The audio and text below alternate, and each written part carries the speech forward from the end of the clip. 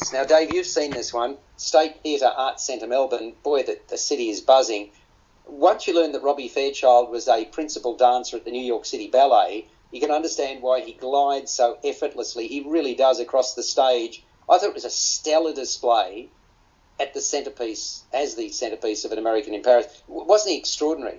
Oh, he was, and congratulations to the producers as well for bringing both Robbie and also Leanne Cope over to play the roles that they made famous on Broadway and the West End.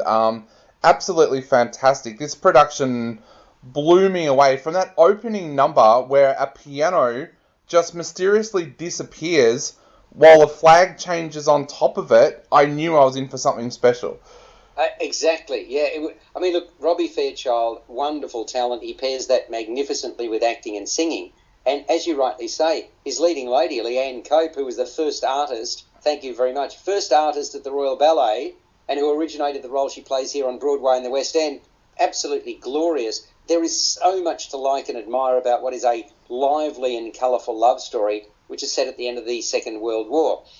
Just for those who are not familiar with the story, US Army Lieutenant Jerry Mulligan, played by Robbie Fairchild, is attracted to a woman called Lise Desan, played by Leanne Cope, when he sees her on the streets of Paris just after the liberation. I mean, the city is going kind of a bit crazy, and he deliberately misses his train, decides to stay on in the French capital and pursue his passion for painting, and obviously pursue his interest in Lise Desan as well. He comes across this cafe where he's greeted by a fellow veteran pianist and composer called Adam Hochberg. Jonathan Hickey is cast in that particular role, and Hochberg's injuries have left him with a permanent limp. He introduces Mulligan to Henri Borel, played by Sam Ward, who's the son of wealthy French industrialists. When basically Borel enters this diner to rehearse a nightclub act that he's putting together with Hochberg. The Borels, so Henri's parents, played by Anne Wood and David Whitney, especially Henri's mother, want him to follow in their footsteps. But Henri has dreams of making it big on Broadway. Circumstances see Mulligan unexpectedly bump into Desan again, this time at ballet auditions for a prestigious company. That's also where an American philanthropist called Milo Davenport, Ashley Rubiner, takes more than a passing interest in Mulligan. Mulligan subsequently makes a romantic play for Desan, but she is resistant. Little does Mulligan know, she has a backstory concerning the Holocaust and the Borel family.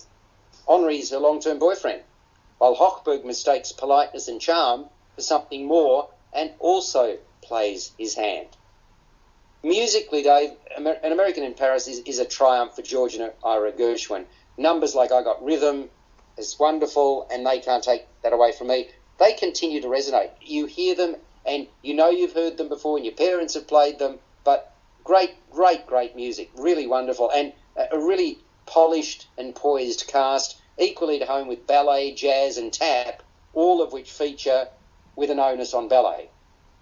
Definitely. And the other thing, too, I think that you can't forget with this is the work of Christopher Wheeldon, the director. Yes. This looks absolutely amazing. And not just... this is one of the ones where actually the props blew me away. And the sets, they have these magnificent sets where, with the scene that you were talking about before in the cafe, where you see an entire apartment building behind them with the lights going on and off in the apartment building to show that there's people at home there. You've got the brilliant scenes down by the river that's portrayed onto the back of the screen. It really, really brought the 1940s, 1950s Paris to life in such an amazing way. There was so much detail in those props and scenery that you just think, like, at times I felt like I was watching a film. It looked that realistic. I agree, and that was my commentary as well. That Christopher Wheeldon not only directs, but he choreographs this. Exemplary. Yep. He makes the complex look simple and free-flowing. I thought the staging was breathtaking. And the elaborate nature of the props that you mentioned, channeling all things Parisian, they're wheeled in and out seamlessly. The ever-changing visual imagery, from You got watercolours to sketches filled with spots of colour, really creative and evocative. This is a show that's romantic, it's comedic, it's dramatic, it delights, it amuses. Of course, it got a standing ovation that it richly deserved on opening night. And we talk about the cast. Jonathan Hickey, well, he's gifted the best lines in the piece. He delivers them wonderfully. His penchant for comedy is unmistakable. He's the guy with the limp. He was really terrific, wasn't he? Oh, he was. He was fantastic. And I think Ashley Rubenak was fantastic as well as Milo. I think that's one of the things that I loved about this production. You did have the two stars from overseas come over to reprise their roles, but they were surrounded by such an amazing Australian cast. It all came together absolutely perfectly. And can you tell me, this is one of the things that I loved about this show, there were so many how did they do that moments. How did Leanne Cope's costume change 3 times during that last dance that she did with the ballet? How did she change her costume 3 times without leaving the stage? I've seen tricks like this before, but they continue to wow me. It's like when I was a little kid, this is another little personal anecdote, I used to do magic, and you never tell.